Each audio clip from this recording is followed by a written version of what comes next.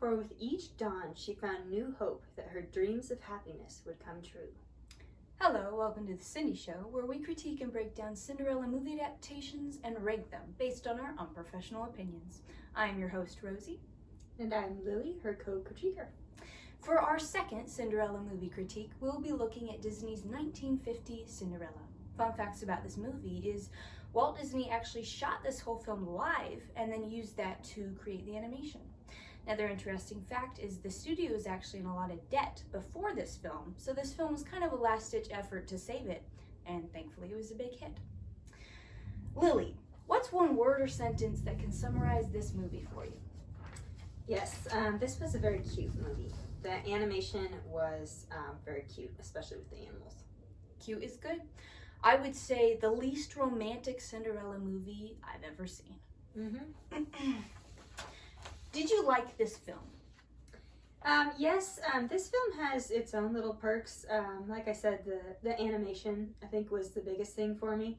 Just how they made the characters, the animals' characters. Yeah. The animals were a big part of this movie. Oh, yeah. Yeah, I agree. Yeah, I would say I did like this film. I enjoyed it. The animals, yeah, they were adorable. In a way, it felt like the movie was more about them than Cinderella. Yeah. Almost more about their relationship together than Cinderella. Yeah. What was the best thing about this film for you? It's the animals again. The animals. Yeah, the animals again. Like it was kind of mentioned by Rosie, this wasn't a very romantic film. The prince was actually only in it for a couple scenes. Yeah, like 2. And he only said a few lines. Yeah. So, comparing it with the live adaptation in 2015 with Kit, they really fleshed out his character more and had him talking like to his father and to Cinderella, and were able to develop his character a lot more. Yeah. Yeah, I agree that I think my favorite thing about this film was the animals. They were adorable. It was fun music. Their scenes were really fun. They were really cute. They had good facial expressions in the film. Yeah, with the stepsisters and the stepmother, and even Cinderella. The facial expressions were pretty good. Yeah, it's interesting. I think this film only had 2 scenes with the prince, and he barely said a word. Yeah. In a way, it wasn't really a romantic love story at all, which is interesting because this is the first Cinderella film made, so it kind of sets the bar. Any other Cinderella film I've seen, we've seen a lot. The prince is a lot more developed. He's in way more scenes. Yeah. And that kind of bleeds into our next question. What did you dislike about this particular film? Yeah, there was just, you couldn't feel the connection. Like, like she was saying, there's no big romance story going on. It was more about Cinderella, which this isn't necessarily a bad thing, but it was more about Cinderella and how she was happy even though she was so mistreated. Like that quote from the beginning, for with each dawn she found new hope that her dreams of happiness would come true. Like, she was hoping for the future, and she wasn't letting her terrible circumstances of being mistreated by the stepsisters and her stepmom, she wasn't letting that faze her, and that's really what the whole story was about. And the animals were big friends of her, like Bruno the dog, and helping her out. Yep, and the mice and everything. I love how the mice call her Cinderella. Yeah, that was adorable. Yeah, they were cute. Yeah, it's interesting. I wouldn't necessarily say it's something I disliked this film compared to others on the lack of scenes with the prince, or kind of even a lack of much of a love story. It's interesting. I didn't necessarily dislike it. I kind of liked it. It was more of a film about making it through hard times and constantly getting up every day, pushing through, and finding those people in your life who will help push you through. And for her, it's the animals. One thing that I kind of disliked watching this film is I almost got the vibe that kind of this message that if you're in a bad circumstance, you just need to wait and keep dreaming, and then basically you'll kind of magically get taken out of that circumstance. I didn't really like that. Oh yeah. Because she was being abused and humiliated and mistreated by her family, and I honestly would have liked to see her leave and not wait for something magical to happen to her. Yeah, that's a good point. Yeah. It didn't feel like a heavy thing that they're trying to push, but that's kind of the vibe I got. What was your favorite scene? I really like when Cinderella comes up to her attic dwelling and finds the dress that the mice made for her and the birds. Yeah. That was just a really sweet and touching moment, and that just kind of goes with everything else we were saying, that the mice and all of the animals were her friends, and they were such a big part of the story. Yeah. And way much more so than in the 2015 live adaptation. Yeah. They put animals in there, but they seemed kind of fake and CGI. Not a big part of it. No. Yeah. No. Just kind of there because they're officially a part of the original Cinderella story. Yeah. That was one of my favorite scenes, when she sees the dress and her face kind of lights up. It was really sweet.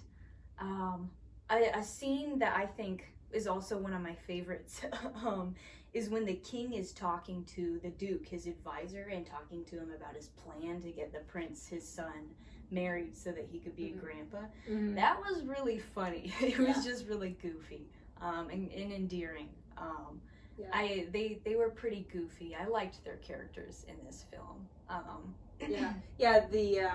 The focus for the king was not, okay, you need to produce an heir so that the kingdom can move forward. It was more, you needed to produce an heir so that I can have grandchildren. Yeah, I like that. It was a very weird kind of, it wasn't weird, but it was like unusual. Different take. Yeah, it was a different take on it than what we're used to for the more traditional, or the more like, usually nowadays it's like, you gotta carry on the family line. Yeah, and preserve the bloodline. Preserve the throne. No, he just wants to be a grandpa. Yeah. Which was sweet. Yeah. And he dreams about having grandkids and stuff. Yeah, that was hilarious.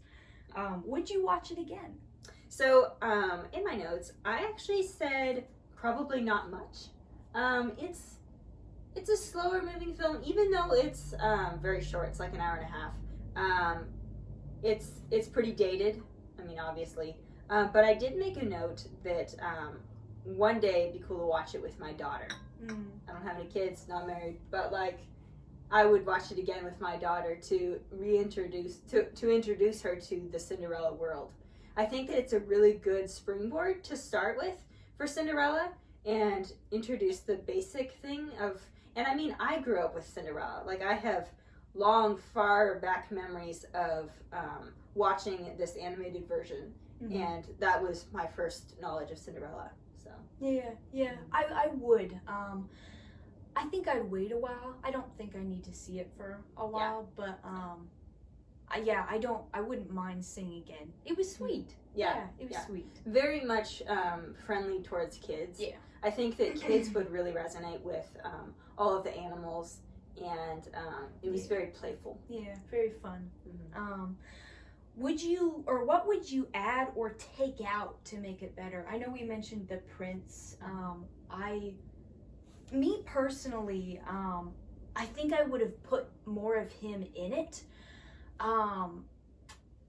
It's interesting because with this version, he doesn't even go himself to find Cinderella at the end. Yeah. I didn't like that. Honestly, I didn't really like it. I like a lot of other adaptations where he's actively looking for her and he wants to find her because he's so head over heels for her. I didn't really like. Yeah, get it head over heels.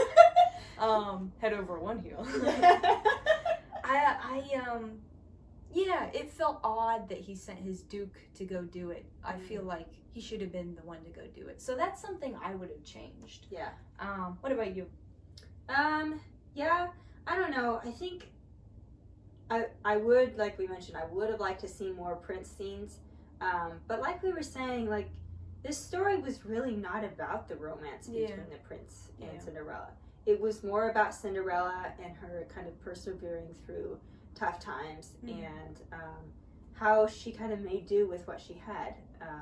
Which really, you know, we did mention that we don't like that kind of message that, like, you need to just stick it out and hopefully things will get better. But what else could she do? You know, like, she probably didn't have a whole lot of options. Yeah. If she had run away, she might have starved to death. Yeah, or, she would have been on her own. Yeah, leaving what you're comfortable with, especially in a very abusive environment, is so hard. A lot of victims of abuse end up going back because that's what they know. Not all the time, but that's pretty common. So in the 2015 version, they kind of explained it a little, where she felt responsible now that her parents were dead to take care of the home in their stead. I liked that they added that. What did you like or dislike about this particular take on the Cinderella story? And I think we'll be hitting similar points that we've already hit. What are your thoughts on that? On this particular take on Cinderella? Well, I think, again, the friendships with her animal companions were emphasized, and I liked that. I think that in a real life adaptation, it would be harder to handle the animals and to get it right. Like, if they tried to make a live action film that was just like the 1950s animation, I think that would be really hard, because the animation does a really good job of kind of making the animals kind of goofy, but also just kind of adding so much.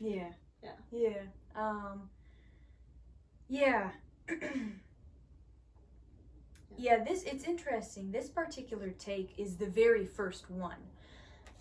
And so you kind of base all the others on this one. I'd say the 2015 version is the most similar. Even down to the costumes. Like, the stepsisters are in like pink and yellow. The stepmother's in scarlet. Similar outfits. Similar story. The way it's set up. The big difference is it's more of a love story, and also more of a for the other versions, whereas this one is more of a friendship between the animals and Cinderella, which was sweet. I liked it. What score would you give Disney's 1950 Cinderella? Yes, so this was a hard one. We had to kind of look at some of the other ones we're going to do and figure out, okay, where would this rank? But we agreed 5.5 is what we're giving this. One thing that I wanted to mention that really stuck out to me, this film, they mentioned it was in France, because they mention the chateau, that, you know, that it fell into disrepair, and all of these things, and that's something that is not really expanded upon in the 2015 adaptation. But the word chateau is actually used in this version, and I think maybe in the 2015 version they try to kind of give the impression of like maybe like a French place, like almost like Beauty and the Beast, like the countryside kind of like old town kind of feel. That's interesting. Kind of a cool little fun fact that you can look for next time you watch it. 5.5. I'd agree. It was enjoyable. That wraps up our second. This is actually our second Cinderella movie critique with Lily and Rosie. Stay tuned for more of these critiques. Like, subscribe, and leave a comment, and let us know what Cinderella movie you would like us to analyze next. Thanks for watching. A dream is a wish your heart makes, when you're fast asleep.